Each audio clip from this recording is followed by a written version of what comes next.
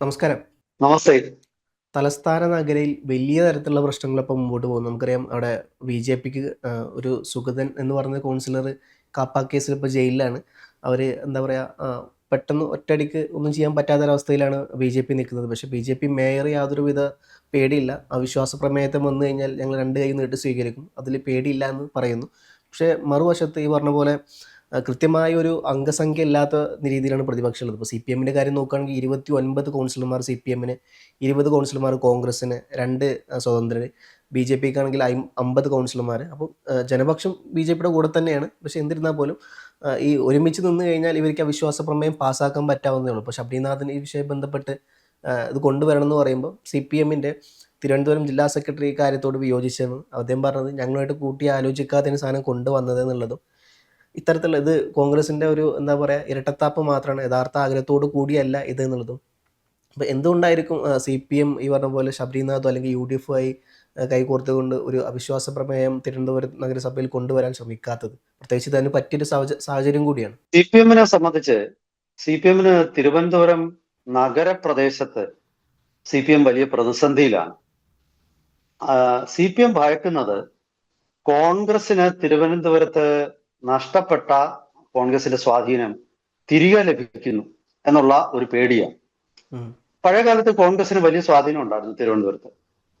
ആ സ്വാധീനത്തെ CPM മറികടന്നത് കോളേജുകളിലെ CPM-ന്റെ ഒരു സജീവ സാന്നിധ്യം. ഇപ്പൊ യൂണിവേഴ്സിറ്റി കോളേജ് ആയിരുന്നു CPM-ന്റെ ഒരു ആയുധപ്പുരയും അതുപോലെ തന്നെ CPM-ന്റെ ഈ അണികളെ റിക്രൂട്ട് ചെയ്യുന്ന സ്ഥലവും. തൊട്ടടുത്ത് സംസ്കൃത കോളേജ്, യൂണിവേഴ്സിറ്റി കോളേജ് ഒരു ഭാഗത്ത്, എതിർഭാഗത്ത് സംസ്കൃത കോളേജ്, അധികം ദൂരമല്ലാതെ arts college, government arts college. ഈ 3 കോളേജുകളും ദൗർഭാഗ്യവശാൽ അവിടുത്തെ വിദ്യാഭ്യാസത്തെ SFI തകർത്തിട്ട് CPM-ന്റെ ഭരണകൂടങ്ങൾക്ക് ആളും ആയുധങ്ങളും അതുപോലെ സപ്ലൈ ചെയ്യുകയും നഗരത്തിൽ എപ്പോഴും പ്രതിസന്ധികൾ സൃഷ്ടിക്കാൻ ഈ വിദ്യാർത്ഥികളെ ദുരുപയോഗം ചെയ്യുകയും ചെയ്യുന്ന ഒരു സാഹചര്യം ഒത്തി. അതൊരു ഭാഗത്ത് നടന്നു. CPM പലപ്പോഴും തിരുവനന്തപുരത്ത് ഹിന്ദു വർഗീയതയിൽ ഇളക്കി വിട്ടിട്ടാണ് CPM ഒരു 1980-കൾ തൊട്ട് CPM നിലനിന്നിരുന്നത്. അതൊരു പക്ഷേ വടക്കൻ കേരളത്തിലുള്ളവർക്ക് അറിഞ്ഞുകൂടായിരിക്കാം. തെക്കോട്ട് വരുമ്പോൾ CPM-ന്റെ നാറേറ്റീവ് വേറെയാണ്.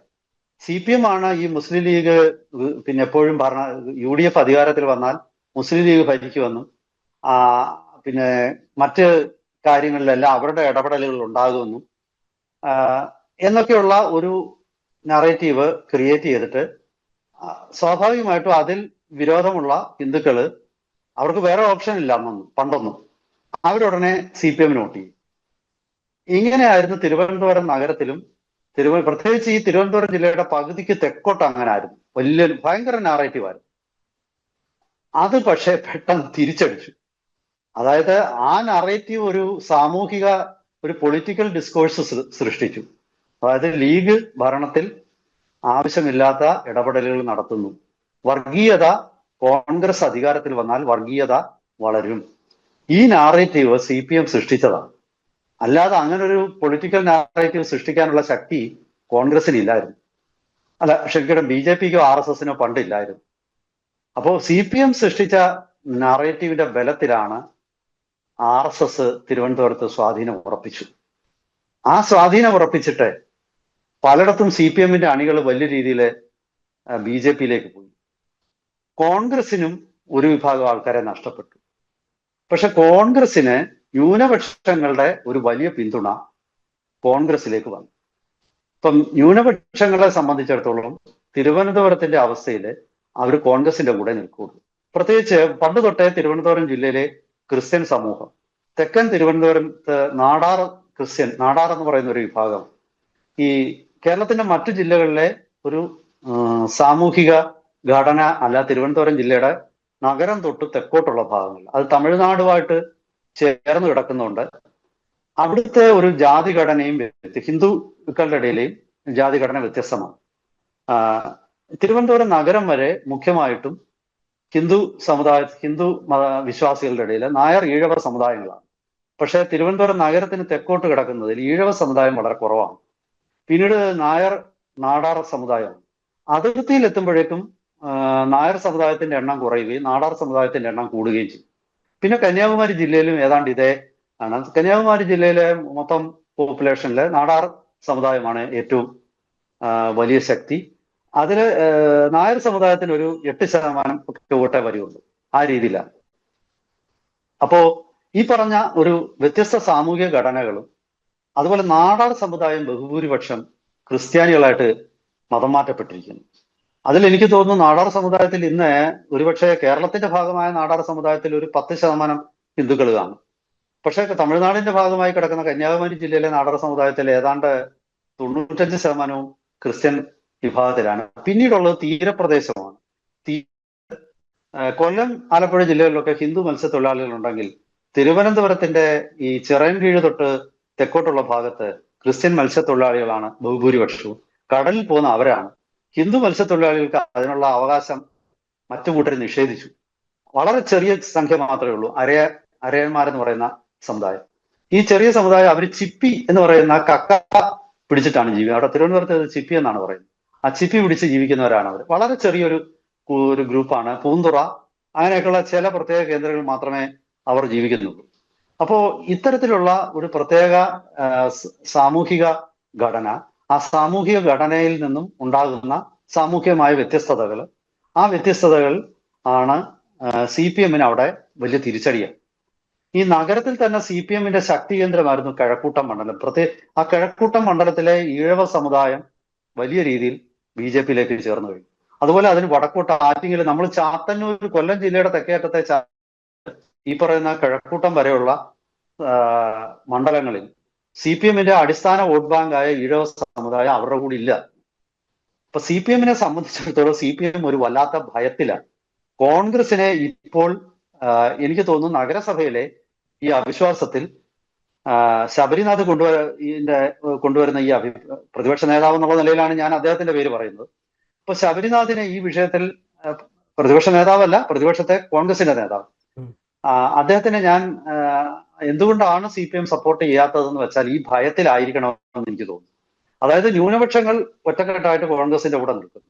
അതിനൊപ്പം മറ്റ് കുറച്ച് ഹിന്ദു വോട്ടെങ്കിലും കോൺഗ്രസിലേക്ക് തിരികെ പോയാൽ പിന്നെ CPM അവിടെ ചിത്രത്തിലില്ല. CPM-ന്റെ വോട്ട് ബേസ് ഒക്കെ നഷ്ടപ്പെട്ടു. ഞാൻ ഈ പറഞ്ഞ CPM-ന്റെ വോട്ട് ബേസ്, എപ്പോഴും ജാതി പറയണ്ട എന്ന് വിചാരിച്ചിട്ടാണ്, ഈ ചാത്തന്നൂർ തൊട്ട് പിന്നെ കിഴക്കൂട്ടം വരെയുള്ള CPM-ന്റെ വോട്ട് ബേസ് അത് BJP-യിലേക്ക് വലിയ രീതിയിൽ ട്രാൻസ്ഫർ ചെയ്യപ്പെട്ട് കഴിഞ്ഞു. അതിന് തിരിച്ചു വരില്ല.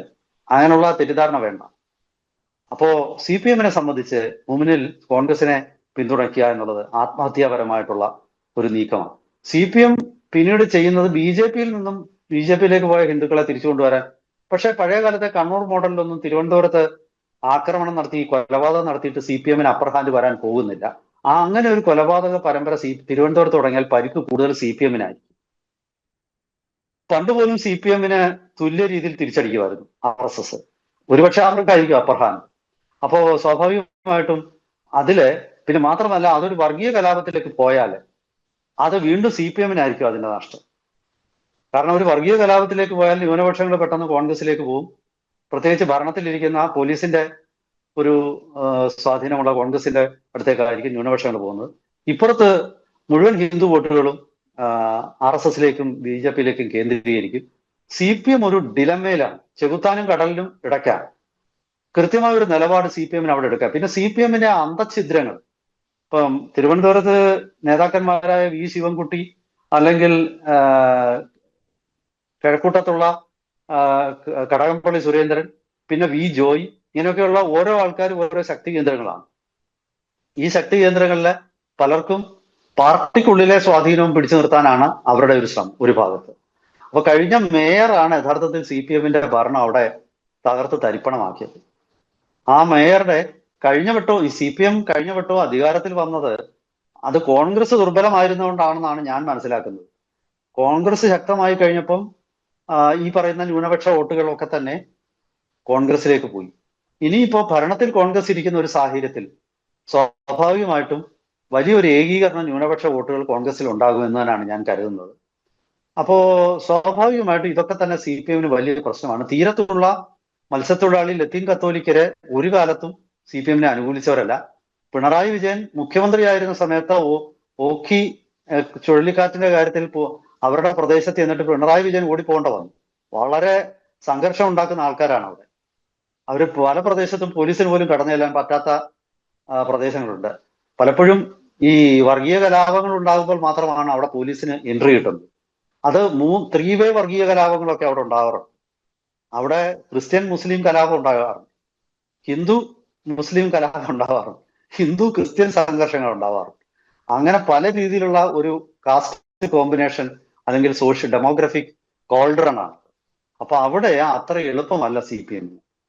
ഇനി CPM-നെ സംബന്ധിച്ചിടത്തോളം പഴയ കാലത്തെ പോലെ അടിത്തട്ടിൽ നിന്ന് വർക്ക് ചെയ്ത് ഒരു പുതിയ മുന്നേറ്റമൊക്കെ ഉണ്ടാക്കാതെ എനിക്ക് തോന്നുന്നില്ല അത് അത്ര എളുപ്പമാണ്.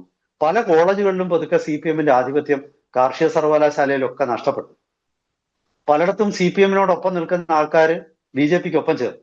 ഈ കഴക്കൂട്ടം മണ്ഡലത്തിൽ CPM-ന്റെ 2 ഏരിയ സെക്രട്ടറിമാർ, ആദ്യം ഒരു മുൻ ഏരിയ സെക്രട്ടറി ആയിട്ട് നാളെ ചേർന്നു, അത് കഴിഞ്ഞ് വീണ്ടും ഇപ്പൊ ചേർന്നു.